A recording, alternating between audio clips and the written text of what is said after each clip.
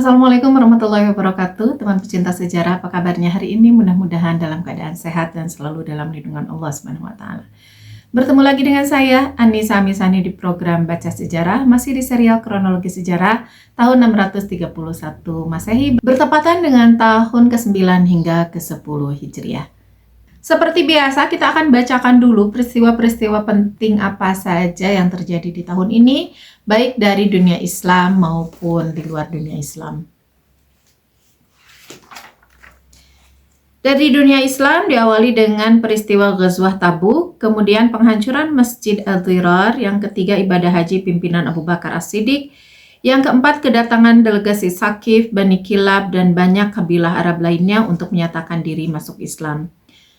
Yang kelima, pengiriman para sahabat untuk mengajarkan Islam ke berbagai daerah. Yang keenam, kematian Nejus atau An-Najasyi, di mana Nabi SAW melaksanakan sholat gaib untuk beliau. Yang ketujuh adalah kematian Ummi Kulthum, putri Nabi SAW. Peristiwa-peristiwa penting yang terjadi di tahun ini yang datang dari luar dunia Islam. Yang pertama dari Persia, yaitu penobatan Azarmidoh sebagai Ratu Persia. Yang kedua, penobatan Khosrow Feruzad sebagai Raja Persia, atau kita kenal dengan Kisra III. Yang ketiga adalah penunjukan Cyrus, Patriark Alexandria, oleh Heraklius sebagai Raja Muda Mesir. Yang keempat, pertempuran Wogastisber, di mana suku Slav mengalahkan bangsa Frank.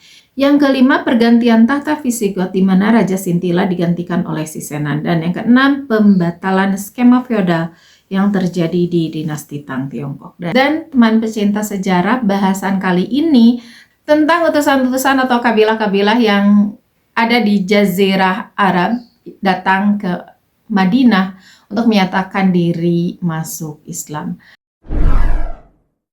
Yang kali ini akan kita bahas adalah utusan dari Al-Azd, dan tema ini atau materi ini di buku yang menjadi sumber rujukan kita, yaitu Kelengkapan Tarikh Nabi Muhammad SAW yang ditulis oleh Kiai Haji Munawar Khalil. Tema ini, bahasan ini ada di halaman 192 hingga 193. Di antara utusan yang menghadap Nabi SAW ialah utusan dari kabilah Al-Azd yang berjumlah 7 orang. Di antara mereka adalah Suwaid bin Al-Harith. Menurut riwayat, mereka datang menghadap Nabi SAW dan berbicara kepada beliau. Melihat laga dan tingkah laku mereka, Nabi SAW merasa heran.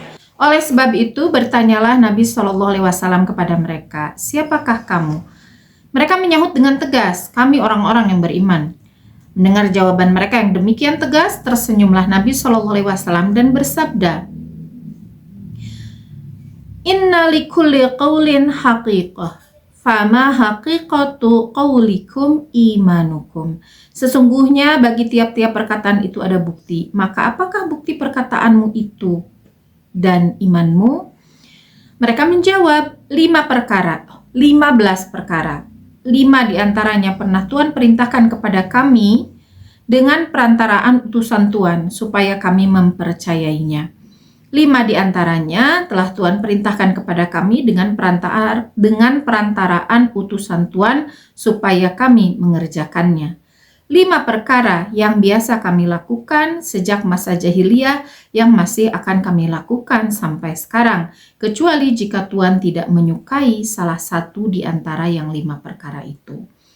Nabi SAW bertanya, "Wa mal khamsul lati amartukum biha rusuli an tu'minu biha?" Apakah 5 perkara yang pernah kuperintahkan kepadamu dengan perantaraan utusanku supaya kamu mempercayainya itu? Mereka menjawab, Tuhan telah memerintahkan kepada kami supaya kami percaya kepada Allah, kepada malaikatnya, kepada kitab-kitabnya, kepada utusan-utusannya, dan kepada hari berbangkit sesudah mati.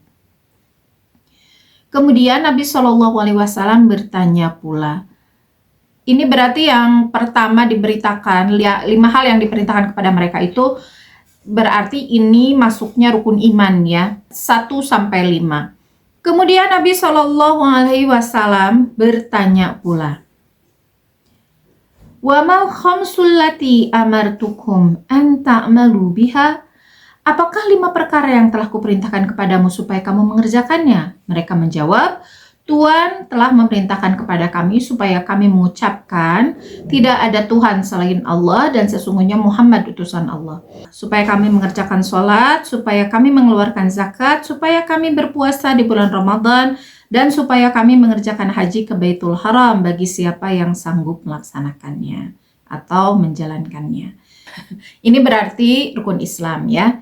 Kemudian Nabi SAW bertanya lagi, wa mal khamsul lati takhallaftum biha fil jahiliyah, dan apakah 5 perkara yang biasa kamu kerjakan di zaman jahiliyah? Mereka menjawab, bersyukur di tanah lapang, bersabar di waktu susah, sukarela menerima berlakunya ketentuan Tuhan, benar di tempat-tempat pertemuan, dan meninggalkan dendam kepada musuh. Setelah mendengar jawaban mereka itu, Nabi SAW bersabda, hukama ulama kadu min fikihim an yakunu anbiya'a. Mereka adalah orang-orang yang bijaksana, orang-orang yang mengerti. Hampir saja mereka menjadi nabi karena kepandaian mereka.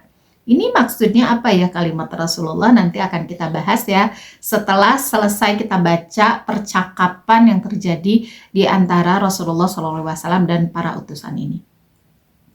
Kemudian Nabi SAW bersabda lagi, dan sekarang aku tambahkan 5 macam lagi. Tadi 15 ya, sekarang ditambahkan oleh Rasulullah 5 lagi, berarti total 20. Agar sempurnalah bagimu 20 macam. Yaitu jika betul kamu sebagaimana yang kamu katakan itu, maka janganlah kamu mengumpulkan apa-apa yang tidak kamu makan.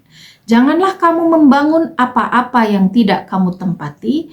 Janganlah kamu berlomba-lomba mencari sesuatu yang besok kamu akan menghilangkannya. Hendaklah kamu berbakti kepada Allah yang kamu akan kembali kepadanya dan menghadapnya. Dan hendaklah kamu menggemari sesuatu yang kamu akan mendatanginya dan di dalamnya kamu akan kekal selama-lamanya. Setelah pesan Nabi SAW yang mulia itu diterima oleh utusan Al-Azad itu, maka kembalilah mereka ke kabilah mereka. Mereka sangat memperhatikan semua pesan Nabi SAW dan melaksanakan sebaik-baiknya. Kisahnya sudah sampai situ saja ya, tetapi tentu saja ini karena nasihat-nasihatnya sangat luar biasa yang diberikan oleh Rasulullah SAW, khususnya kepada utusan dari Al-Azad ini, tentu umumnya untuk kita semua yang kali ini diberi oleh Allah kesempatan untuk mendengarkan nasihat itu dari Rasulullah SAW. Yang pertama yang harus kita perhatikan adalah bagaimana Rasulullah SAW itu bisa melihat ketegasan dari pertama kali mereka bertemu ya.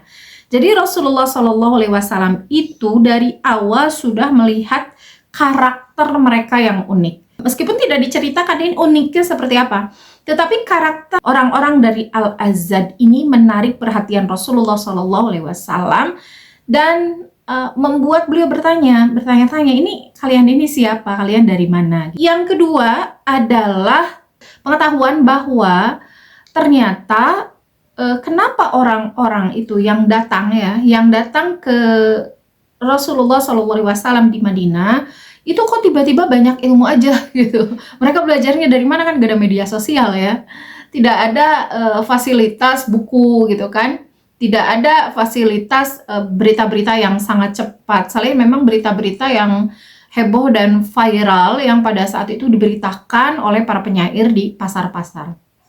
Jadi berita tentang Rasulullah, berita tentang kenabian, berita tentang peperangan antara Quraisy dan Madinah misalnya, atau pertempuran besar antara Persia dan Romawi. Sementara untuk ilmu-ilmu seperti ini untuk bisa menyebar luas apalagi dengan sangat baik, itu dibutuhkan media yang lebih intens, bukan sekedar berita-berita seperti itu. Dan rupanya disinilah diketahui ternyata bahwa Rasulullah SAW itu, masih ingat ya teman pecinta sejarah, dengan perjanjian Hudaybiyah.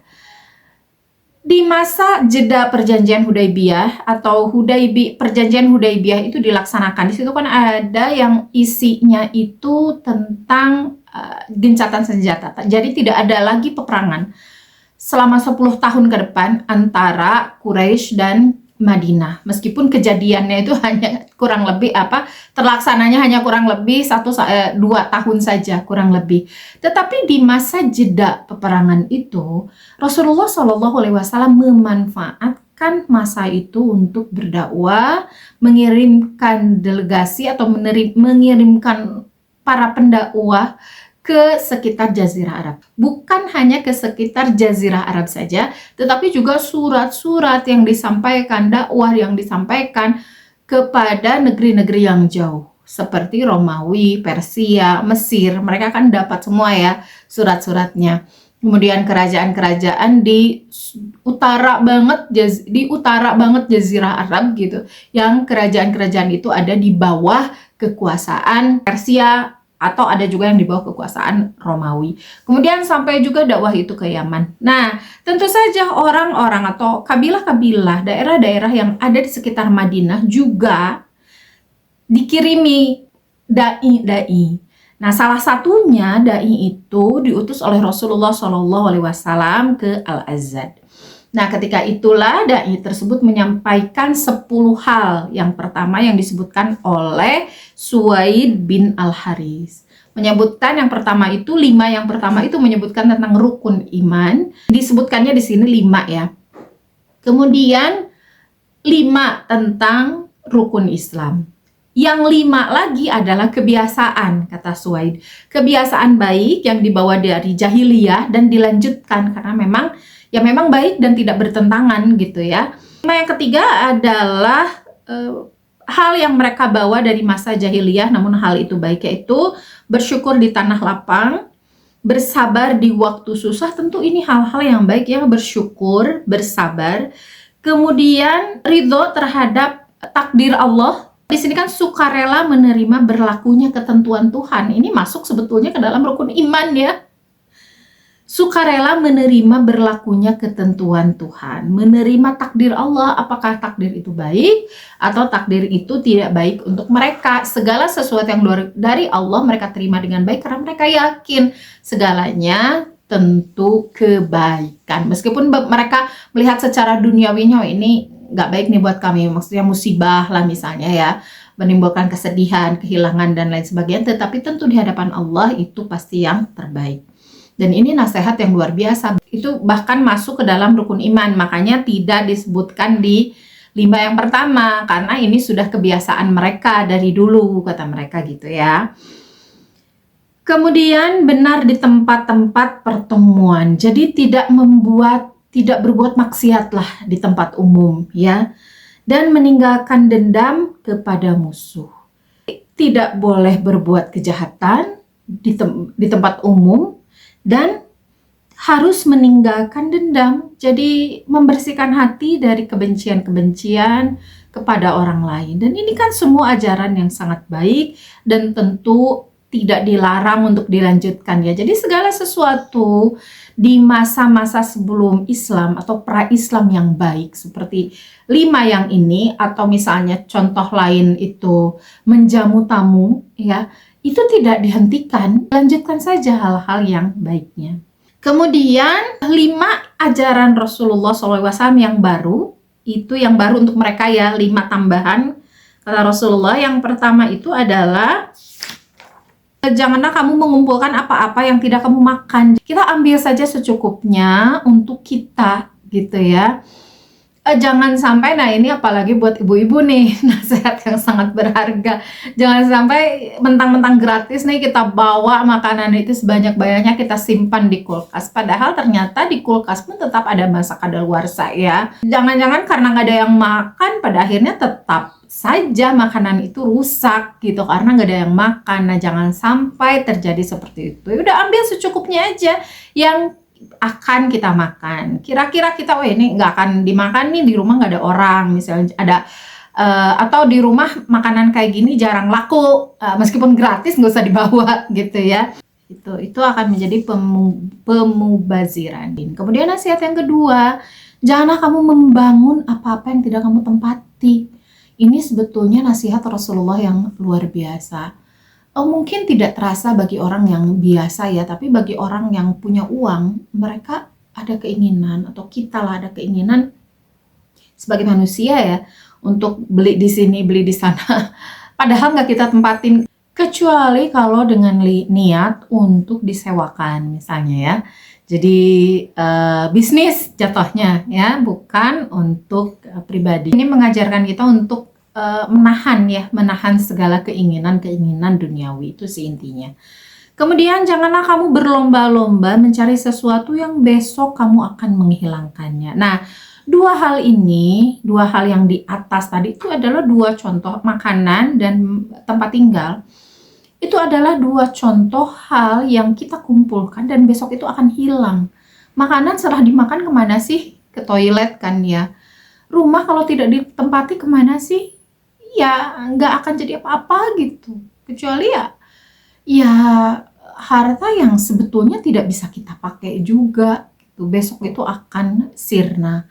Intinya apa? Intinya harta, dunia, makanan, pakaian, segala hal itu tidak akan kekal. Esok itu akan hilang, dan gak akan hilang apa? Karena gak akan kita bawa mati gitu ya. Yang ketiga, hendaklah kamu berbakti kepada Allah yang kamu akan kembali kepadanya dan menghadapnya. Dan justru pusatkan perhatian kita bukan kepada sesuatu yang akan kita tinggalkan, yang akan hilang dari kehidupan kita. Dunia itu nggak akan kita bawa, gitu ya. Urusan dunianya ditinggalkan, dijadikan urusan akhirat. Kenapa? Karena berbakti kepada Allah, di mana kita akan kembali kepadanya dan akan menghadapnya, itu yang harus kita benar-benar pikirkan. Kemudian nasihat yang terakhir, hendaklah kamu menggemari sesuatu yang kamu akan mendatanginya dan di dalamnya kamu akan kekal untuk selama-lamanya. 5 nasihat Rasulullah SAW ini intinya adalah 2. 1, tinggalkan dunia. Berbekallah dunia itu, dijadikan dunia itu perbekalan menuju akhirat. Pusat pikiran kita, pusat tujuan kita di hidup ini adalah akhirat. Allah, bukan dunia. Nggak usah kita kerja hanya untuk mencari dunia gitu ya. Tapi kalau dunianya dipakai untuk dibawa ke akhirat, diniatkan ibadah, maka itu akan jadi ibadah. Contohnya mencari dunia untuk menafkahi istri dan anak, itu kan jadi ibadah. Mencari dunia untuk apa? Untuk tempat tinggal anak dan istri, itu juga kan ibadah yang luar biasa. Untuk menutupi aurat kita, itu juga untuk ibadah. Untuk apalagi kalau untuk disumbangkan ya. Meski kita membeli pakaian yang bagus, yang agak mahal, rapi, bagus gitu ya, awet, tapi kita niatkan untuk ibadah, dipakai sholat, dipakai niatnya, ya Allah saya beli baju ini untuk menutup aurat saya, dan sekaligus juga untuk tanda syukur engkau memberikan rizki ini kepada hamba, maka hamba pakai rizki yang kau berikan itu untuk membeli pakaian menutup aurat hamba. Nah, itu akan jadi ibadah yang meskipun sepertinya hal yang sangat sepele, tetapi ketika ada niat yang luar biasa di dalam diri kita, maka insya Allah itu akan jadi ibadah dengan pahala yang luar biasa besar. Jadi teman pecinta sejarah, nasihat Rasulullah SAW kali ini untuk Al-Azhar, juga tentu untuk kita semua, adalah sertakan selalu Allah, sertakan selalu akhirat, tujuan akhir kita itu di perilaku kita sekarang. Video yang cukup pendek tetapi memiliki makna yang sangat dalam, juga nasihat yang sangat berarti bagi kita, apalagi ini nasihat dari Rasulullah Sallallahu Alaihi Wasallam, nasihat karena kasih sayang untuk kita semua. Semoga kita bertemu dengan Rasulullah Sallallahu Alaihi Wasallam di akhirat kelak di Telaga Al-Kautsar, karena dengan mengkaji sirah nabawiyah, ini adalah tanda cinta kita kepada Rasulullah Sallallahu Alaihi Wasallam.